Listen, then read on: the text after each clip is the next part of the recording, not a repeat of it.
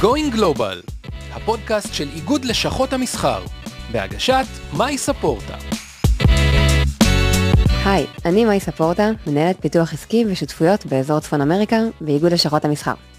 אנחנו בפרק השלישי היום של פודקאסט Going Global.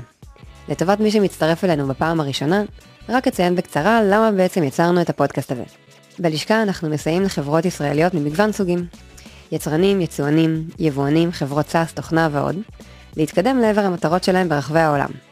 המטרה של הפודקאסט הזה היא לעזור לכם להתמקד ולהבין מה המדינות שבהן יש לכם יותר פוטנציאל, זאת אומרת למוצרים שלכם, שבהן הסקטור שבו אתם עובדים יותר מפותח. לספר על הזדמנויות, פרויקטים לאומיים, הטבות, ולגרד את פני השטח בצורה שתעזור לכם לבוא אלינו יותר ממוקדים. אז רגע לפני שנתחיל את הפרק של היום שהתמקד בקנדה, אני חייבת לכם תשובה מפרק טקסס, מהפרק הקודם. דיברנו על חברות ה-Fortune 500, על 50 מתוכן שנמצאות בטקסס, ואיפשהו החברה ה-50 הלכה לי באמת לאיבוד ולא מצאנו איפה היא נמצאת. אז הנה התשובה, היא לא באחת מארבעת הערים המרכזיות שהזכרנו. מדובר בחברה Diamondback Energy שממוקמת במידלנד, טקסס. וזהו, זאת התשובה, ומי שסיבכתי אותו עכשיו ואין לו מושג על מה אני מדברת, מוזמן להאזין לפרק הקודם על טקסס. היום נדבר על קנדה. ארץ עלי המייפל, המדינה השנייה בגודלה בעולם, אחרי רוסיה. אוכלוסייתה של קנדה מונה כ-39 מיליון איש, עם קצב ילודה של 1.5 ילדים למשפחה, ותוחלת חיים של 83 שנים בממוצע. שטחה של קנדה הוא יותר מ9 מיליון קילומטר רבוע. זאת אומרת, ישראל יכולה להיכנס בערך 450 פעם בקנדה. אם נסתכל קצת על מה נמצא מסביב לקנדה, אז נמצא הרבה ים. הביטוי בקנדה הוא ים אל ים אל ים. אך אחת הנקודות שנרחיב עליהן היום, היא השכנה המשמעותית ביותר של קנדה, ואיך זה בעצם משפיע עלינו. והיא, כמובן, ארצות הברית. קנדה מחולקת ל-13 מחוזות, שהמוכרים ביניהם הם אונטריו, קוויבק, בריטיש קולומביה, אלברטה, נובה סקוטיה, יוקון ועוד. מצד אחד, תוכלו למצוא שם טבע שמשתרע על אלפי קילומטרים, עם שטחים חקלאיים, ערים ושלגים, פארקים, אגמים. זאת אומרת, בכל זאת, מדובר על המדינה עם הכי הרבה אגמים בעולם. מצד שני, אם תגיעו למונטריאול, טורונטו או ונקובר, תפגשו מטרופולינים שלא נופלים מניו יורק, טוקיו או לונדון, עם צפיפות אוכלוסין שקצת קטנה יותר מתל אביב. האקלים בקנדה הפוך מישראל, וכנראה לא יפתיע אתכם. החורף ארוך וקר, הקיץ די קצר, הטמפרטורות בחורף צונחות בממוצע כ-15 מעלות מתחת למינוס בחוף המזרחי, כשבמערב יחסית יותר חמים. ובקיץ הטמפרטורות בקנדה נעות בין 20 ל-30 מעלות צלזיוס.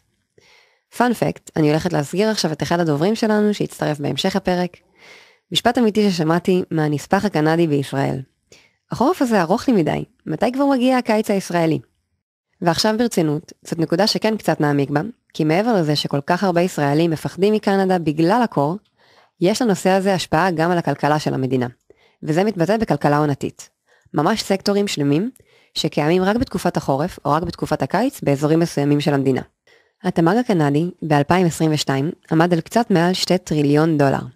לצורך השוואה, בישראל, התמ"ג לשנת 2021 היה 488 מיליארד דולר, מה שמסביר למה קנדה נחשבת למדינה בעלת איכות חיים גבוהה. לשכת המסחר רואה בקנדה מדינת מפתח לעסקים ושותפה אמיתית של ישראל. אנחנו עובדים בלשכה עם הרבה גופים מקנדה שמעוניינים להגביר את שיתופי הפעולה והמסחר בין המדינות, וזה רציונל שנופל על כמה עובדות די בסיסיות. אנחנו מדברים על מדינה מתקדמת, מפותחת, בעלת אופי מערבי וסקטור הייטק וחדשנות, שממש לא נופל ממה שקיים בישראל. אוכלוסייה חמה וחברותית ושוק מאוד גדול, שעומד כמובן בפני עצמו, אך גם מהווה קרש קפיצה לחברות שרוצות להיכנס לארצות הברית. בהמשך לתפיסה הזאת, והרצון להשקיע בשיתופי פעולה מסחריים בין ישראל לקנדה, בשנה האחרונה ערכנו מספר משלחות קנדיות בלשכה לפגישות אישיות עם חברות ישראליות, קיימנו אירוע של חנות עגולים בתחום הסייבר, סייענו לחברות ישראליות שרצו לייבא מוצרים קנדים, והקמנו את פורום הלינקדין לאנשי עסקים קנדים וישראלים, שמיועד להיות מקור מידע לכל מי שמתעניין במה קורה בפן הכלכלי בין המדינות. אתם מוזמנים להצטרף אלינו לפורום, ולינק תוכלו למצוא בתיאור הפרק. אנחנו עובדים בשיתוף פעולה מאוד צמוד עם משרד החוץ הישראלי, וממש לפני כמה שבועות, ב7 ליוני 2023, ערכנו בו משלחת של מחוז אלברטה, שכללה את נציגי אינבסט אלברטה ואת לשכת המסחר של קלגרי. איתם חתמנו על הסכם הבנות, MOU, משותף, בנוסף אליהם גם הצטרפו לנו לשכת המסחר ישראל קנדה. ביחד אנחנו הולכים להשיק בקרוב פרויקט שיתמוך חברות ישראליות וקנדיות שרוצות להיכנס לשווקים הזרים, זאת אומרת חברות ישראליות שרוצות למכור בקנדה וחברות קנדיות שרוצות למכור בישראל. הם יקבלו סיוע והכוונה במסגרת הפרויקט הזה, וכמובן שנעדכן ברגע שזה ייפתח להרשמה ויהיה זמין לכם. גם על זה תוכלו למצוא פרטים נוספים ולינק בתיאור הפרק. אז יאללה, נעבור לפאנליסטים. בפרק היום הצטרפו אלינו דוקטור רונן הופמן, שגריר ישראל בקנדה החל משנת 2021, שיושב באוטו הבירה. אחריו נכיר את מייקל מנצ'יני, הנספח הכלכלי של קנדה בישראל, שעובד פה עם צוות מפואר, ודואג להביא כמויות לא מבוטלות של משלחות מהארץ מקנדה.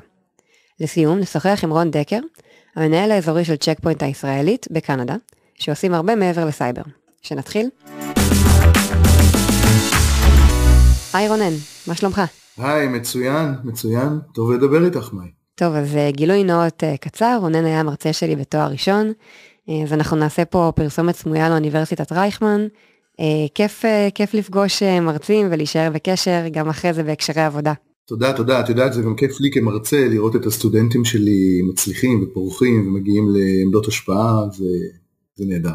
אז אנחנו כבר תקופה מכירים ועובדים ביחד, גם עם משרד החוץ וגם עם ארגונים נוספים באקוסיסטם המקומי פה, כדי להתניע בעצם מהלך רחב יותר מול השוק הקנדי. אני חושבת שאחד הדברים, לפחות שלי יצא לשים לב בתקופה האחרונה, זה שהקהילות היהודיות באזורים מסוימים בצפון אמריקה, הם לגמרי קישור ודרך טובה להתניע שיתופי פעולה כלכליים. זה יכול להיות בהקשרי קהילה יהודית וזה יכול להיות בהקשרי קהילה ישראלית יותר. בקנדה, הקהילה היהודית היא בין הקהילות הגדולות בעולם, היא בעצם מקום שלישי אחרי ארצות הברית וצרפת, ומונה כ-375,000 יהודים, תקן אותי אם אני טועה במספר. אני אשמח לדעת איך היית מאפיין את הקהילה הזאת, אם יש הבדלים תרבותיים שמקשים על עשיית עסקים, הכלים עליהם, ובעצם איך אתה רואה את התפקיד שלך במישור הכלכלי, מאמצים שאתם מובילים היום. קודם כל, קנדה בכלל, תכף נגיע לקהילה היהודית, אבל קנדה בכלל היא מדינה, היא חברה מאוד קרובה של מדינת ישראל. אם אפשר לדבר במונחי יחסים בינלאומיים, אז נאמר שבמונחי יחסים, קנדה היא חברה מאוד קרובה. עכשיו, אם אנחנו מסתכלים פנימה לתוך הקהילה היהודית, הגדולה והחמה הזאת, אנחנו רואים תמונה קצת יותר מורכבת, ואני מגיע כאן לעניין הכלכלי. הקהילה הקנדית, כמו אגב גם הקהילה היהודית בארצות הברית, הקהילה היהודית הקנדית היא בעיקר עזרה ותרמה, אני מדבר על הקטע הכלכלי, לא על העניין המדיני והערכי כרגע, היא בעיקר התמקדה בפילנתרופיה. זאת אומרת, העזרה או הממשק בין ישראל, החברה הישראלית, לבין הכלכלה של הקהילה היהודית הקנדית, היה ממשק שהוא בא לידי ביטוי בעיקר בעבר, לאורך השנים, בעיקר דרך הפילנתרופיה של יהדות קנדה. והפילנתרופיה הייתה בזמנו, אני אגיד את זה ככה באופן קצת פשטני, אבל היא התבססה על הנרטיב הזה של rich uncle poor nephew, של דוד עשיר שעוזר לאחיינו הקצת פחות עשיר. הפילנתרופיה משנה את פניה, והיום גם בצד הקנדי, שהקהילה היהודית הקנדית, וגם בצד הישראלי, הרעיון הוא לא להיות הצד הנזקק, הצד שמקבל את התרומות, אלא להיות equal partners, לעשות ביחד דברים כלכליים, חברתיים, יזמות חברתית, יזמות כלכלית, שתורמת גם לחברה בישראל וגם לקהילות עצמן פה בקנדה.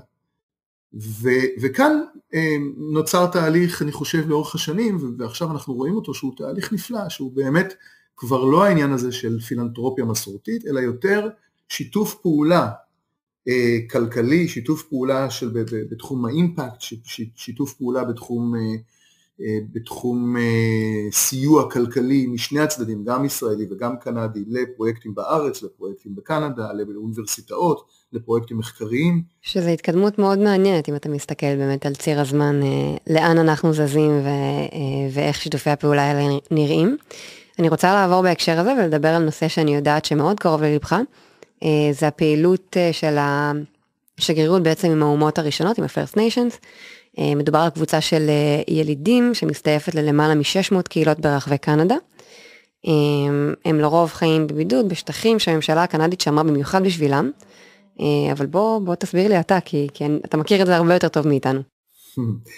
כן, זאת סוגיה מרתקת ויש כאן המון פוטנציאל לשיתוף פעולה בכלל ובפרט כלכלי בין ישראל לקנדה.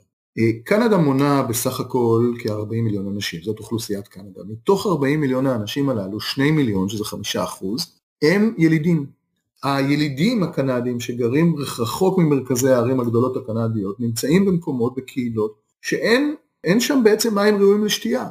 ויש לכך כל מיני סיבות, זאת אומרת, כמובן הזנחה של תשתיות, ובכלל הצורך לייצר תשתית שמובילה מים, באמת זה הדבר אולי הכי בסיסי לקיום. כן, דברים שלנו נראים מאוד מוכרים פה, ושהפתיעו הרבה מאיתנו לשמוע שהמדינה עם הכי הרבה אגמים בעולם, יש לה בעיות מים.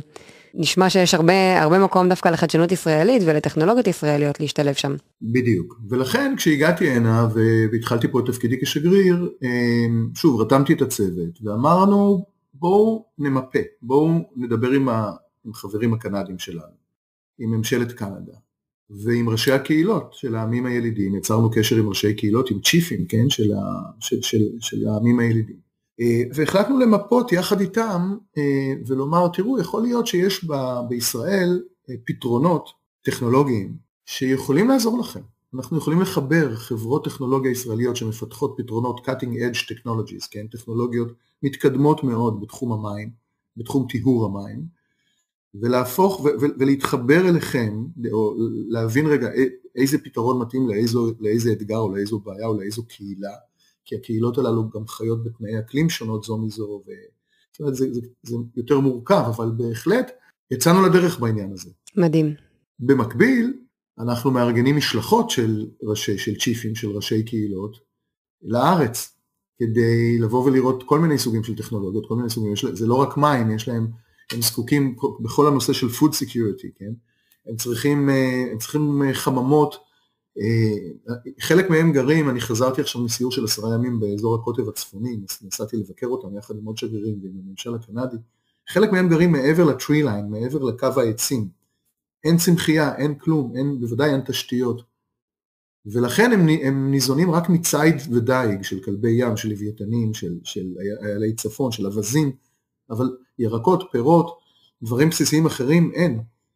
ולכן יש כאן המון מקום לשיתוף פעולה טכנולוגי, אנחנו יכולים באמת לעזור, וכל הדבר הזה, כל העזרה הזאת, כל החיבור הזה לקהילות הילידים, זה עוד נדבך מאוד חשוב בחיזוק היחסים בין ישראל לקנדה בכלל. אגב, זה במימון של ממשלת קנדה? לפחות באופן חלקי, זה צפוי להיות במימון ממשלת קנדה, אבל אנחנו לא בונים על מימון, שוב, הקהילה היהודית למשל מאוד מתעניינת בזה, אפרופו פילנתרופיה שמחזקת את היחסים הכלכליים בין המדינות. טוב, נחכה לבשורות, נחכה לשמוע עוד. ואם יש עוד כמובן משלחות, צ'יפים שמגיעים לארץ, אז נשמח לשמוע, לעדכן ולהתעדכן. השאלה האחרונה שיש לנו להיום, שהיא באמת שאלה שמטרידה את רוב הישראלים, ואני אשמח לשמוע ככה גם ממך באופן אישי. ציינו בהתחלה את האקלים בקנדה, שיכול להיות מאוד קיצוני, לרדת למינוס 30 מעלות צלזיוס בחלק מהאזורים. איך אתה מסתדר עם הקור, ואיפה ההשפעה של זה על כלכלות עונתיות באזורים מסוימים של המדינה? מבחינת הכלכלה העונתית, בביתי אקלים, זו בהחלט שאלה מעניינת, כי ההבדל בין אזור מסוים בקנדה, שיש בו נגיד ונקובר, כן? שזה לא שחם שם בחורף, אבל זה לא דומה בכלל לאזור הקוטב. זה שני עולמות שונים לגמרי, גם מבחינת התשתיות, או בכלל האפשרות להקים תשתית, אבל גם באמת מבחינת כל האגריטק והפודטק, זה דברים שונים לחלוטין. ואז בעצם מי שדואג במובן הכלכלי, לחיים השוטפים הכלכליים של התושבים, זה הממשל הפרובינציאלי ולא הממשל הפדרלי. והממשל הפרובינציאלי מותאם מלכתחילה לאזור האקלים שעליו הוא מופקד, וכך גם הכלכלה. יש פרובינציה אלברטה, שהיא פרובינציה קנדית, שהיא אימפריה של אנרגיה. נגיד ארצות הברית, אמר לי השגריר האמריקאי, מכל האנרגיה שארצות הברית רוכשת מהעולם, אחוז מאוד גבוה בא מאלברטה קנדה. אז באמת הממשל הפרובינציאלי בכל מקום, הממשל המחוזי, יודע להתאים את האופן שבו הוא מנהל את החיים הכלכליים ובכלל לתנאים האקלימיים ולתנאים אחרים שהם ייחודיים לאותו אזור. וכך בעצם קנדה מתנהלת. תודה רבה רונן, תמיד כיף לשמוע ממך, ובכללי גם הקונסוליות שאנחנו עובדים איתן מאוד צמוד, להתעדכן על הפעילויות שלכם ולראות איך אנחנו בלשכת המסחר וחברות שאנחנו עובדים איתן יכולות להשתלב בפעילויות שלכם. תודה רבה רבה לך ולכם בכלל, והעובדה שאתם מתעניינים ושואלים ופועלים כדי לחזק את היחסים הכלכליים בין ישראל ובכלל מדינות ובפרט קנדה, היא לא מובנת מאליה. אני מאוד מעריך את זה ומאחל לכם המון המון הצלחה בעבודה החשובה שאתם עושים. תודה רבה. נמשיך עם כמה מילים על נושא הנגישות. קנדה שופעת שדות תעופה בינלאומיים, במיוחד טורונטו, מונטריאול וונקובר. שדות אלה מאפשרים טיסות פנימיות ובינלאומיות בכל שעות היום למאות יעדים ברחבי העולם. לישראל תוכלו למצוא טיסות ישירות ממונטריאול וטורונטו בתדירות של 2 עד 7 ימים בשבוע. ולניו יורק תוכלו למצוא לפחות טיסה אחת בכל שעה ביום. בוונקובר הטיסות הן ברובן פנימיות, אך גם שם תוכלו למצוא מספר טיסות כל יום ללוס אנג'לס וסן פרנסיסקו, בנוסף ליעדי המזרח הרחוק כמו הונג קונג. מהחלק הזה אנחנו עוברים לדבר באנגלית, ונמשיך בשיחה עם מייקל מנצ'יני, הנספח הכלכלי של קנדה בישראל, שמנהל את אחד הצוותים הכלכליים הכי גדולים, לפחות שאני מכירה, של שגרירות זרה בישראל. Hi Michael, thank you for joining us today here at the studio. It's great to be here. Thank you for having me. So we've been working closely in the last year or so, and today I'll try to challenge you a bit with some harder questions. Are you ready? I'm ready. Okay. So Canada's two-way merchandise trade with Israel has more than tripled in 2021 and was valued at nearly $1.8 billion, while the two-way services trade was valued at $412 million in 2020. Though it demonstrates a gradual increase in the last few years, excluding COVID, that's something that we put aside. At the same breath, we can look at another Western country, similar in population and size, such as Belgium, and compare its trade relations with Canada to Israel ones. So in 2020, the Canadian merchandise exports to Belgium was amounted to $2.7 billion, while its import from Belgium were valued at nearly $4.4 billion. Those are numbers that are way far from the Israeli ones that we just mentioned. When looking at the US and Canada trade relations, it's a completely different story. In 2021, Canada became the top trading partner of the United States. Canada and the United States trade over 2 billion US goods in service daily. Okay, we're talking daily. The two-way trade in goods and services of the two countries totaled in $762.8 billion in 2021. So though we will never have the US-Canada trade relation, Israel-Canada relations can at least catch up with Belgium. Am I right? In which sectors do you find the greatest potential? And why, to your opinion, we're dragging so much behind? So first of all, I'd say that you're right. There's a lot that we can do, and there's a lot that we are actually doing right now. The Canadian Embassy Trade Team really is squarely focused right now on increasing trade between our two countries. So last year, our updated numbers in 2022, our bilateral trade numbers were $2.7 billion. That's including services. So we're catching up to Belgium. We're going to get there, I think. And of course, we can do better. And we are. So for example, the team at the embassy has served more Canadian companies last year in 1 year than we have in the last 14 years. Our free trade agreement is doing the work that it's supposed to be doing.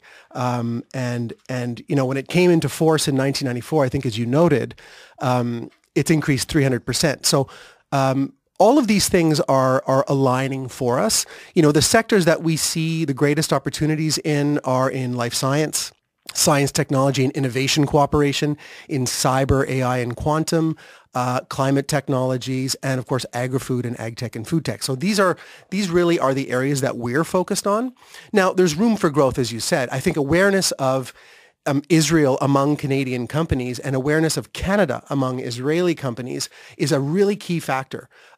As you noted, the U.S. is right next door, and this is obviously a relatively easy, large, and close market for Canadian companies.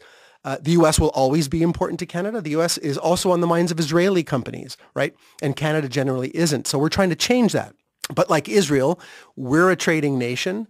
We absolutely need to be looking further afield. And this is the message that we're trying to share with Canadian companies. And this is why Canada has a renewed strategy in the Indo-Pacific. And this is also why Canada needs to be looking much more at Israel, because it's such a unique economy. And I think Canadian companies have a lot to gain here.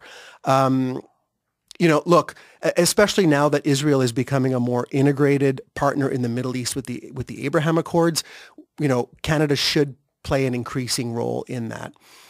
All of the elements of success are there for Canada and Israel. I think, like I said, we have an FTA. We'll soon hopefully have a renewed R&D cooperation agreement that will be tripled in size. We have, and probably most importantly, we have incredibly strong people-to-people ties, which is probably the most amazing thing about our relationship.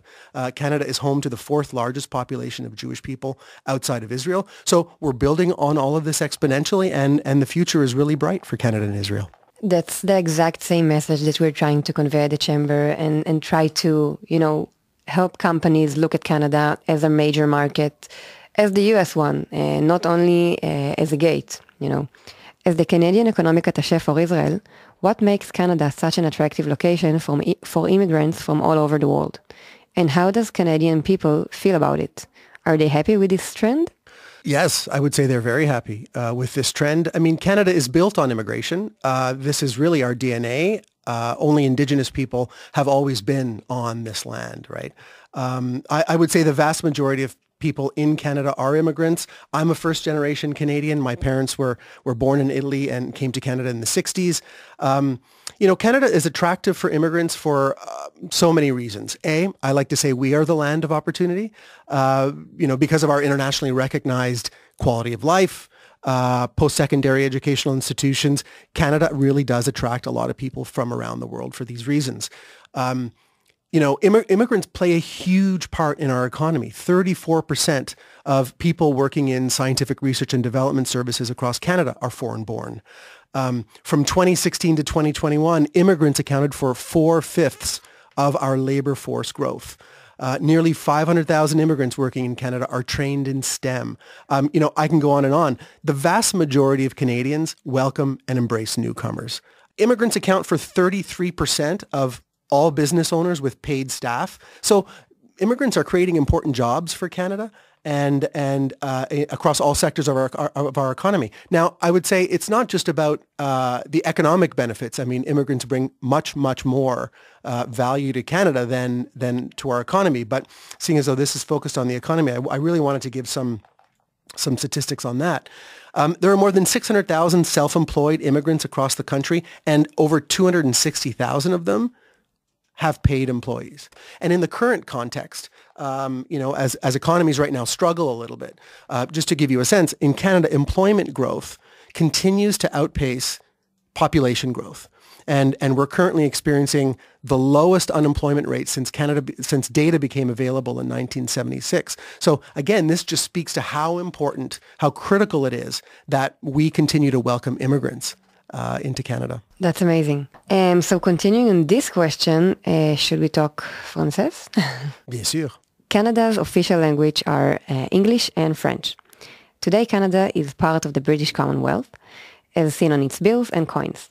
Yet, it is evident that in some parts of the country, French presence from the past has still left its marks, and still today has influence on the local language and culture.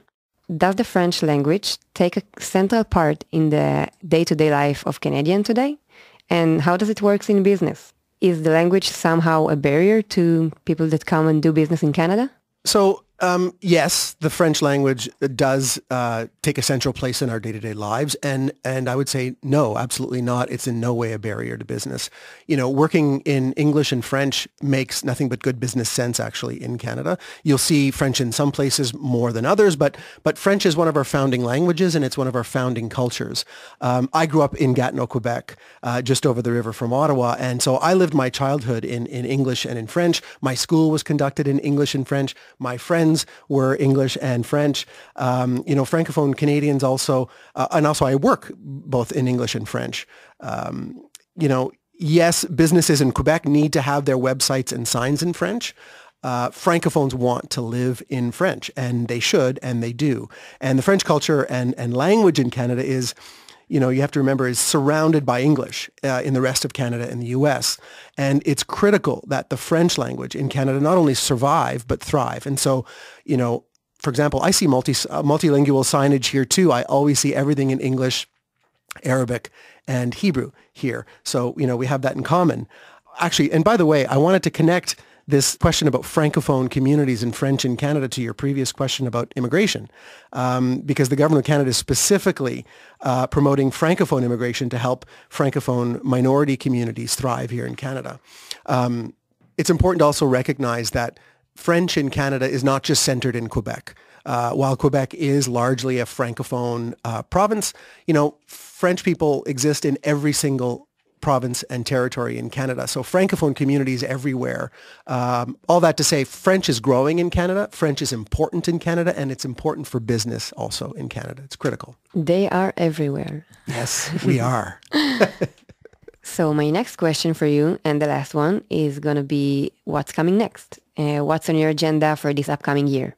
So we've already started an incredibly busy year. Upcoming, we have a delegation of climate tech companies coming hopefully in October. In November, we have an ag tech group of companies coming to co-innovate with Israeli companies. We're also trying to focus a lot more on agri-food. Canadian ag exports are amazing, and we want to see much more Canadian agricultural products in Canada. As you know, and I've said this before, מעולם לא היה כלכלי ורווחי יותר לייבא תוצרת חקלאית ומוצרים מקנדה לישראל. Wow. There has never been a better time. And we want to see more of those Canadian companies coming to Israel. And we also have shifted to foreign direct investment because so many Israeli companies are looking to the U.S. What they're starting to find out is that Canada is actually the place that you want to set up your company if you want those U.S. customers. And so these are really the areas that we're focusing on. Amazing. Not only maple in Israel, we need to see much more Canadian products. Much more. And I think we can make Hebrew the official language in Canada now, Let's right? do it. Let's do it. Nachon. Let's go. Thank you for this great conversation and for being here with us. It's our pleasure to do a chapter in Canada, and it's part of, our work in the last year together, this idea of dedicating a whole chapter for Canada. Thank you. And believe me, we really appreciate the FICC being such a great partner with the embassy and with Canada in general. So it's a pleasure. The pleasure's mine. Lastly, but I think that you are one of the most interesting companies that I got to interview by now. Joining our call is Ron Decker, the country leader of Checkpoint Software Canada. Hi, Ron, and thank you for joining us. Hi, good morning, Mai. Thank you very much for having me on today. So for those of you that are not familiar with Checkpoint, the company was founded in 1993, which is when I was born, so I guess you just celebrated 30. Congrats. Happy birthday. Happy birthday. It was founded by Gil Swed, Marius Necht, and Shlomo Kramer, starting with cybersecurity solutions for enterprise, SMBs, private and government entities. And since Ron is here with me, I think it will be best to start with a brief about Checkpoint, the general world of solutions that you offer, and where are you currently spread? Thanks, Mai. We're a leading provider of cybersecurity solutions, and we offer that to businesses of all sizes and to government, public sector companies. So we offer the industry's leading catch rate for malware, for ransomware, and many, many other threats. How do we do that? We do that with a number of solutions. Our Checkpoint Harmony Suite is for remote users, so people that work from home, the new phenomenon working from home since the pandemic. Checkpoint Quantum is our solution for network perimeters and also for data centers. And thirdly, we have CloudGuard, which it automatically secures cloud environments, both private clouds, public clouds, and hybrid cloud environments. So in short, Checkpoint protects hundreds of thousands of businesses and governments of all sizes across the globe.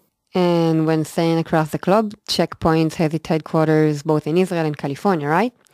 I'll be happy to hear about Checkpoint's presence in Canada. It is quite an accomplishment that you serve all markets from coast to coast. And can you share some insights on doing business in Canada? Absolutely, yes. Canada's a great place to do business for sure, and that includes Checkpoint for sure. And I've had the great privilege of leading it here for 6 years. We now maintain offices all across the country, but our most significant people population areas are in our national capital region, or Ottawa, or a town called Canada. And we have a couple hundred remote technical assistance engineers. So this is what we call OTAC, the Ontario Ottawa TAC. We have many hundreds of engineers there, and then we maintain hundreds across the rest of the country that are primarily involved in sales engineering, channel operations, field marketing, and PR. And in Toronto would be our most significant other office. We maintain a headquarters office closest to some of Canada's most strategic customers in financial services, in health, and in the public sector. And this is at 150 King Street West in Toronto. So what are the recent trends that you can recognize today in the cybersecurity market in Canada? Well, I'm not sure Canada is unique in this regard. Frankly, the trends are more attacks. We're seeing an increase in attacks year over year. I think globally we saw a 38% increase from 2021 to 2022. So the bad news is it's not going away anytime soon. And Canada is not unique in that regard. We're seeing attacks north of 20% growth in our country.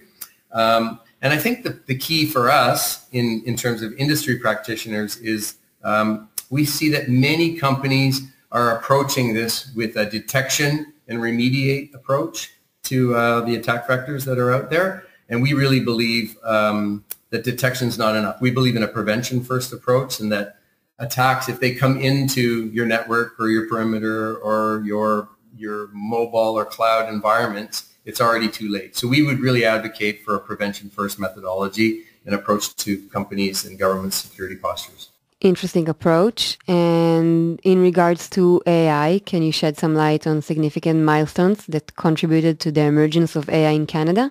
Yes, I'm excited to speak about that because Canada was truly a pioneering or an innovation first country in regards to artificial intelligence and machine learning. And let me just say, the bad actors, the hackers, if you will, the bad guys, they're not asleep at the wheel either. They're going to take full advantage of AI as well. But AI can be for good guys, and it already is. We see significant opportunities with the opportunity in and around AI. First of all, better prevention, for sure, accelerated incident detection, and of course, response. AI at Checkpoint is not in any way new though. Let me be very clear. It's been born into our threat intelligence engine since as early as 2014. But even before that, you talked about our founding many, many years ago, 30 plus years ago. We have 30 years of data and intelligence that keep us ahead of the hackers and the threat actors. So I think the best example would be the Checkpoint Threat Cloud for AI. It's we have 40 AI engines that work in our threat cloud, and we have over 2 billion security decisions that are made each and every single day. Amazing. Canada is very proud to be seen as a leading global hub for artificial intelligence. Why? At the University of Toronto, Emeritus Professor Geoffrey Hinton pioneered many of the things that we take for granted today in machine learning and deep learning. So groundbreaking contributions in the 80s around neural networking and deep learning, both foundational to AI. Other names like Yoshua Bengio, Yan Lucan, these were contributing AI thought leaders and pioneers in their own right in and around AI in Canada. Also, I wanted to say our Canadian government has not been asleep either. They've been significantly impactful here with dollars and support in around something called the Canadian Institute for Advanced Research. Again, significant effort. Last year, they backed that up with the NCC, the National Cybersecurity Consortium, 5 leading universities across Canada, combining energies, resources, support with industry leaders like Checkpoint to advance research and development, research to commercialization, and third, and very importantly, applied learning, again, to deal with that skills gap, which I've already told you, Checkpoint is very proud to be a Secure Academy sponsor with about a dozen universities and academic institutions across Canada involved. Just to back that up, in Canada, there's amazing jobs for people at the Vector Institute, the Vector Lab in Toronto, the Mila, where I'm broadcasting from today in Montreal. Communitech is now doing something called True North Rising. Communitech is really important because it's the Waterloo to Toronto tech corridor.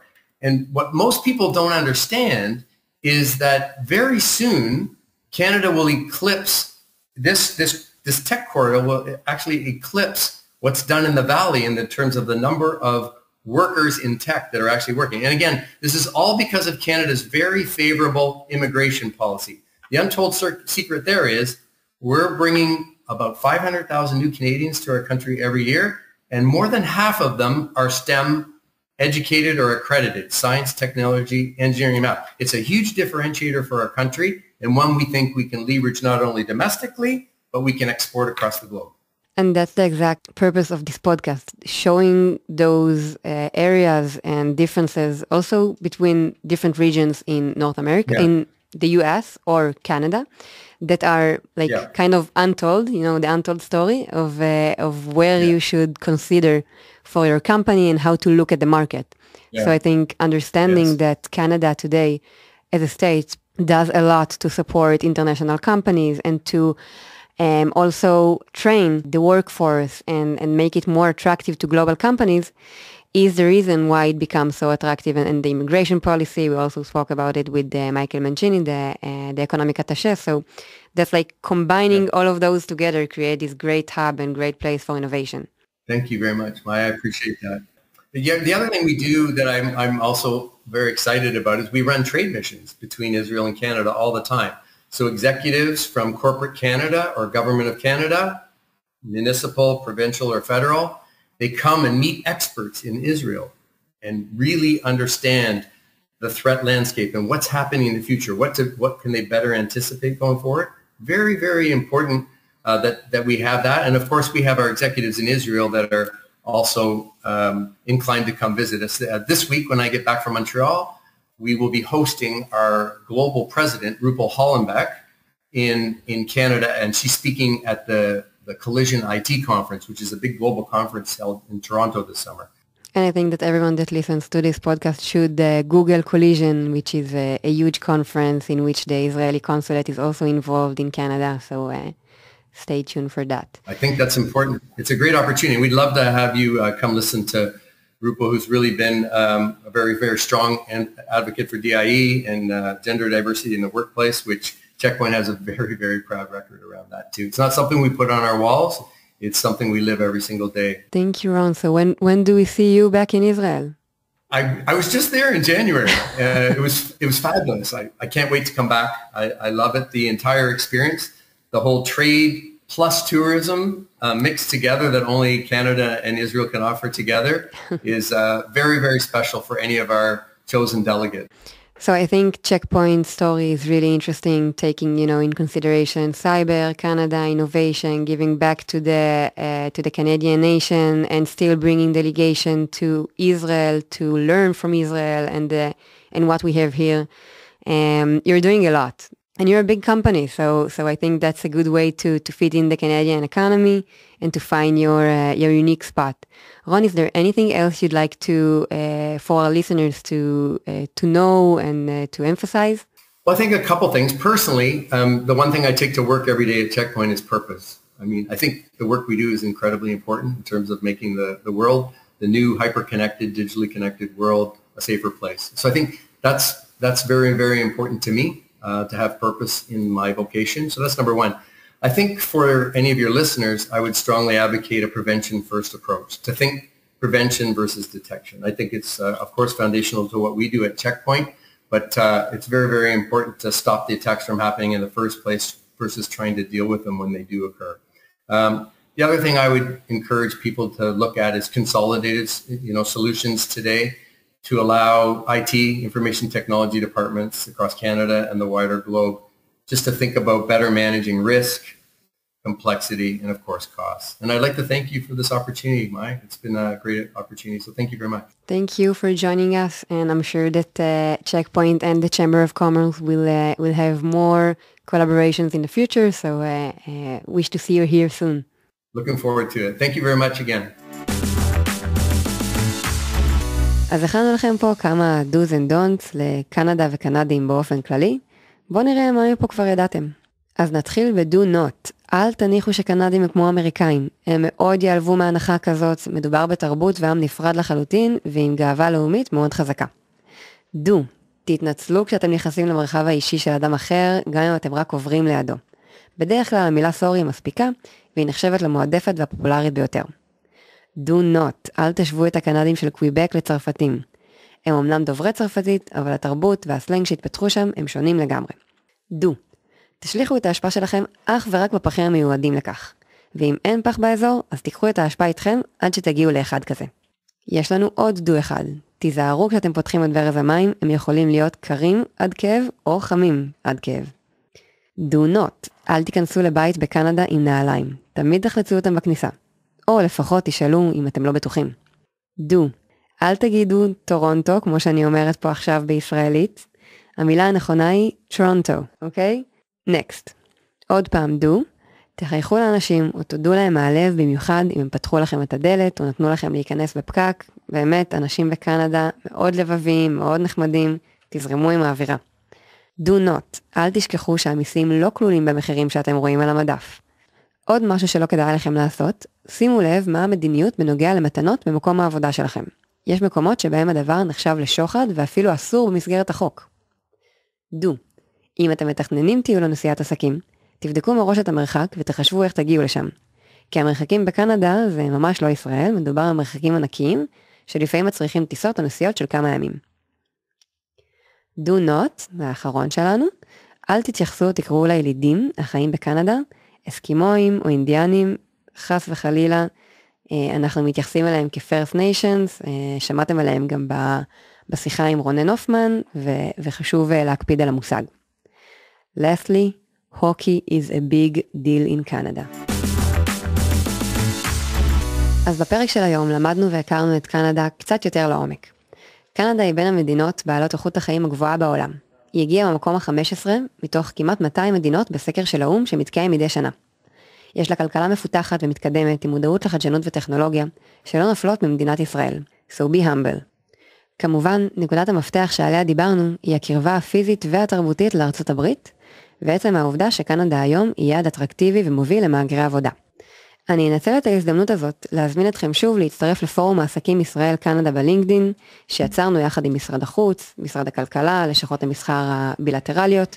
הפורום הזה מרכז מידע לאנשי עסקים קנדים וישראלים, על כל מה שתרצו לדעת וכל מה שקורה בין המדינות, אם זה משלחות, כנסים, אירועים, ובעצם פלטפורמה שהיא בשבילכם כדי ליצור קשרים ישירים עם אנשי עסקים קנדים. יש שם היום כ-250 חברים שכבר מתקשרים וצורכים את המידע, אז מזמינים אתכם להצטרף, הלינק נמצא בתיאור הפרק למטה.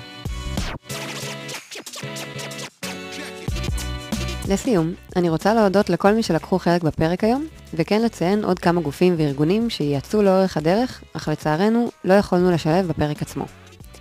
אני ממליצה כמובן לקרוא עליהם, ליצור קשר ולהסתייע בשירותים שלהם או של לשכת המסחר, במידה ושמעתם פה משהו שיכול לעזור לכם בהמשך. אז אתחיל מלהודות קודם כל לדוקטור רונן הופמן, שגריר ישראל בקנדה, מייקל מנצ'יני, הנספח הכלכלי של קנדה בישראל, ורון דקר, Country Manager of Checkpoint Canada. כמובן שהיינו בקשר עם Checkpoint ישראל לטובת התיאום והתכנון, והם שותפים שלנו מזה תקופה. אז את מי עוד כדאי שתכירו וטרם הזכרנו?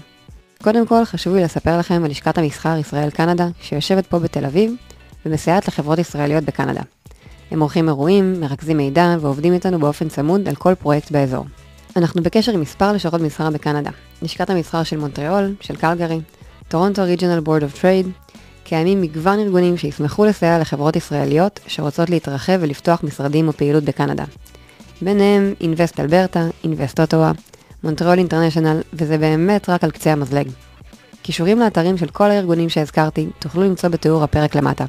וזהו, נתראה בפרק הבא.